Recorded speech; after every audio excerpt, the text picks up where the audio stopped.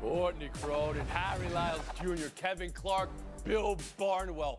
First to 70 points wins today's Around the Horn. Everything on the Dolphins' historic annihilation of Denver. Cowboys, oof, versus the Cardinals. Ohio State versus the world, and the world's only playing 10 people on the field in the most important play. And Oregon cleaning the clock of Deion Sanders in Colorado. Let's go around the horn. Use your head.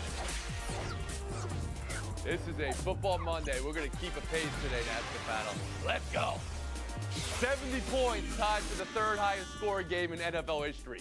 726 total yards is the most in NFL history. 10 yards per play. They could have got a first down every time they touched the ball, if they wanted to. And it's the want that I want to talk about here, because they turned off the hose. This could have been 80 or 90 if they wanted and kept Tagovailoa and Mostert and Hill in. Bill Barnwell, around the horn to you. What did we just witness with these Miami Dolphins? They announced themselves as an all-time caliber offense, right there with the 2007 Patriots and the 2018 Chiefs. And it's not because of what they did throwing the football. It's running the football, and running specifically in the fourth quarter without Tua Tagovailoa, Tyreek Hill, and Jalen Waddle, who was out for the entire game, on the field. Even with those guys on the sidelines taking a break, they still ran for 140 yards and scored 21 points and turned the spigot off when they could have set an NFL record for scoring. Yeah, right? You thought they could have got 80. They could have got 90. Kevin Clark, what did we just witness with this Dolphins attack? The best team in football, 67% of the first downs come on first or second down. They don't even need third down anymore. That's how they're changing the sport. Just need 2 downs, okay? We're seeing the 6 fastest incidents of guys with balls in their hands this year are all Dolphins. Everybody's moving over 21 miles per hour every time they touch the ball. That shouldn't be happening. That's over the speed limit in some counties. And so listen, you got the final form of the McDaniel offense, the Shanahan offense. That's what this is. Bill, you brought up the 07 Patriots. You brought up the 2018 Chiefs. Those teams didn't even score 60. Now we're at 70. This is offensive perfection. Flex every Dolphins game into prime time. Flex every game. So you had them as the number 1 in your power rankings, which is interesting to me, Kevin, because on your first show on Friday, you had a team from Dallas, number 1 in the power rankings. Harry Lyles Jr., let's go around the horn of the Dolphins. Tony, it's all about the greatness that Bill and Kevin had just pointed out, but to me, it's also about the style points and the swagger that they did it with. I knew that football game was over after the first touchdown when Tyreek Hill went into the stands to celebrate with the crowd, because it's not like they were already up 3 or 4 touchdowns at that point. So to have the confidence to go do that is one thing. But the other thing about this, like I mentioned with the style, they utilized 49 players in motion at the snap. That's the most since ESPN's been tracking this and since 2017. And on those plays, they had 553 yards and 7 touchdowns. This has been the culmination of what the Dolphins have thought this offense could be under Mike McDaniel. They added a bunch of pieces in the offseason, and you're seeing those show up in a game like yesterday. And Courtney Cronin. This passing attack, Tony, naturally garners all of the headlines, but they showed you yesterday that this offense is way more than just Tyreek Hill and Tua Tagovailoa. That run game that was 25th last year has exploded in terms of efficiency and how they're spreading it out among their backfield. Devon Achane yesterday, 18 carries, over 200 rushing yards, and he also caught 2 touchdowns as well. If this offensive line can continue to move bodies in the run game as effectively as they pass block, they will continue on as the team that has the most complete offense in the NFL. And you said that week 1. You said they were. They announced the league that they were. You see, that's how it works, Clark. She said it week 1. She stands by what she said. Well, we'll get back to that in a second. Real quick, there's 2 teams on the field at the same time, right? You have to work hard to let up 70 like the Denver Broncos did. You really have. I mean, and now they're 0-3. How down bad are they? They've got the Bears next week. What is the opposite of flexing every game? Reverse flex, the Bears and the Broncos next week. We'll move on. College, how Ohio State beat Notre Dame, how Notre Dame could not salt this game away. The number of times you thought it was over for only a huge conversion. Kyle McCord getting it done late. And then the last 2 plays at the goal line. Notre Dame only had 10 on defense. You would prefer 11 in those instances. Here's Ryan Day taking a victory lap afterwards. Like, I'd like to know where Lou Holtz is right now. What he said about our team, I cannot believe. This is a tough team right here. We're proud to be from Ohio, and it's always been Ohio against the world. Harry, you were there. Did Ohio State win it or Notre Dame blow it? Is a combination, Tony. They left that window just a little bit open, and Ohio State snuck through it. And I know a lot of people want to talk about the 10 players on the field for that last play, but I think Notre Dame might have lost it 2.5 minutes earlier, 2nd 15, and basically they they did not run the football. They should have run the football. They threw a short screen pass, did not force Ohio State to use their final timeout. Fast forward 15 seconds left, they have an intentional grounding instead of a 10-second runoff. They used that timeout and got to run 4 more plays after that. That is what won Ohio State the game. It kept the window open. They took advantage of it. And your young quarterback in Kyle McCord got a little bit more experience, and Ohio State got better because of it. Courtney Cronin, Ohio State win it or Notre Dame blow it? Ohio State won this game, and the way that Lou Holtz in his recliner chair on Pat McAfee just got under Ryan Day's skin like no one else could is because he pointed out their weak spot, that this team has been one play short, and we saw that against Georgia. That haunted them last year, and that idea around this team almost came true a couple times in this game, that they weren't going to be able to buck that trend because in the first half, there was a 4th and goal from the 1. They didn't convert there. In the 4th quarter, there was a 3rd and 1 they didn't convert, a 4th and 1 they didn't convert, and they gave the ball back to Notre Dame. Now, for Chip Trayanum to burst through at the goal line and smash all of the ideas out there that this team could not push through, it feels like this is a different version of Ohio State. And you like to see it because they took advantage not only of those 2 plays where there were 10 players on the field, but Notre Dame being in prevent defense all the way up until they got to the goal line. Okay, well, that sounds in some ways like maybe Notre Dame blew it. Bill Barnwell, to you, Ohio State win it or Notre Dame blow it? Notre Dame blew this game because of how they played on defense before they forgot to get that 11th guy off the sideline for those final plays. They could have ended this game 3 times on that final drive. They had a 4th and 7. Ohio State converted. Ohio State threw them an interception. Notre Dame dropped it. And then 3rd and 19. You give up a 21-yard completion to set up that 1st and goal from the 1-yard line. When you blow those 3 chances to end the game, you cost yourself the game before you even forgot that 11th. And Kevin Clark.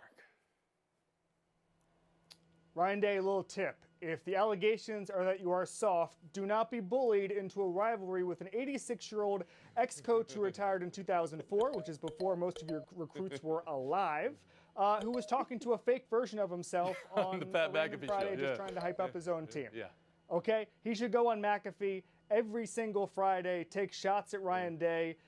Lou Holtz is in Ryan Day's head. This is the best rivalry in sports. Blame the loss on Al Golden and 10 guys on the field. It was a W for Lou Holtz. Lou Holtz 1, Ryan Day 0. Okay. Can Day really take a victory lap when it came down to the very last play by inches versus a 10-man defense that you score on? Can you say we're tough, we're hard? That's the question I really want answered here. Courtney? I think so. Okay. I mean, to go on the road to do that and be able to walk off with a win and rise up in the rankings, this is a different version of the Ohio State team than we've seen previously. Now it's Ohio versus the world. Tough matchup. They probably have to go on the road for that, too, because it'd be hard to get the whole world into Ohio. We'll move on. Friday's panel had Colorado keeping it close with Oregon. It was not close. You guys get their mutes. It was the furthest thing from close this side of Dolphins-Broncos, I guess. Deion Sanders, though, after the game, took the loss and took it on the chin in stride. I don't say stuff just to say it for a click, contrary to what somebody say. But, I keep receipts. You better get me right now. This is the worst we're going to be. The part about keeping receipts was about Dan Lanning's pregame. Take a listen here. The Cinderella story is over, man. Right? They're fighting for clicks, we're fighting for wins. There's a difference, right? There's a difference, right? This game ain't gonna be played in Hollywood, it's gonna be played on the grass. National panel, got a bunch of questions about this matchup, but first, how did Lanning's comment strike you, Kevin Clark?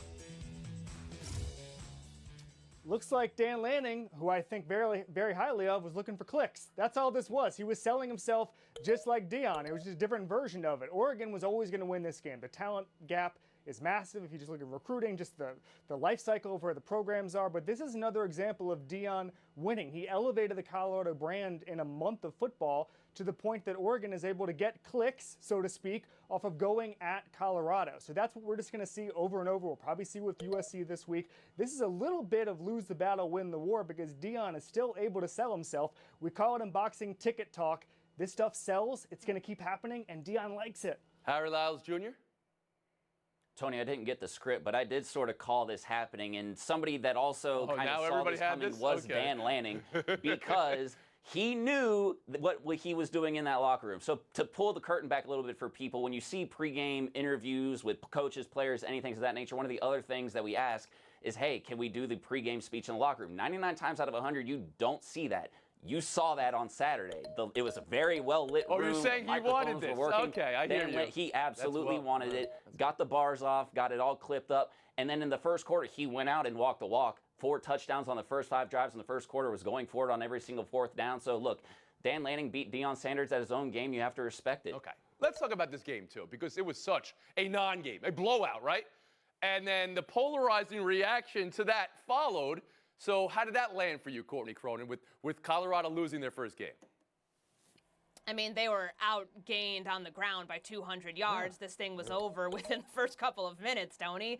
We all knew this was going to happen. Oregon is a better football team. You know who wasn't talking throughout the week last week? It was Deion Sanders. I'm not so sure why everybody thinks that he's doling out all of this trash talk. Maybe his actions are loud, like bringing a throne to Oregon for the game and wearing shades and wearing his cross. People don't like those things, but you know what? This is going to be the worst team he has at Colorado. Dan Lanning knows that as well as anybody. What he did, taking advantage of that moment to get a message out to recruits that he's going to be battling for, along with Colorado and Deion Sanders over the next couple of years. It was a smart move, it was a calculated move, and it was the right move. Okay, and Bill, the way that they lost, the way Colorado, a non-game, does that put any water on the flame here?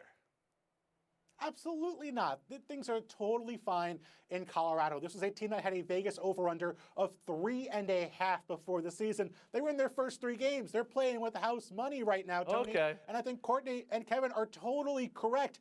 Deion is forcing every other coach he comes up against to play his game. And Deion, this year, next year, the year after, is going to be better at playing that game than any other coach. Look at you guys. All right, you're all excusing a 42-6 loss. All right, fine. That's only 36 points, not 50 points.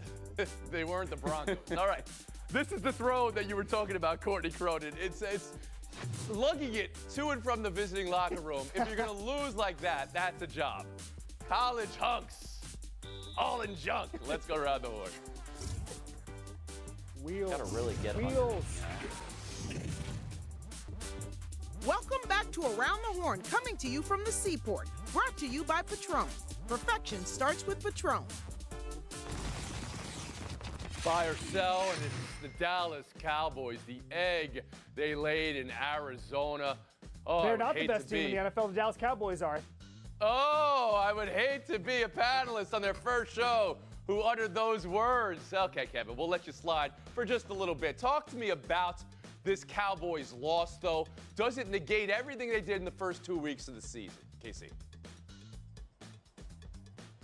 I also would hate to be a panelist who said that. I don't know who that was. Maybe AI, like a deep fake kind of situation. Going the wrong way. I was hacked. Here's what I would say about that. Number one is that teams have weird September losses all the time, especially good teams.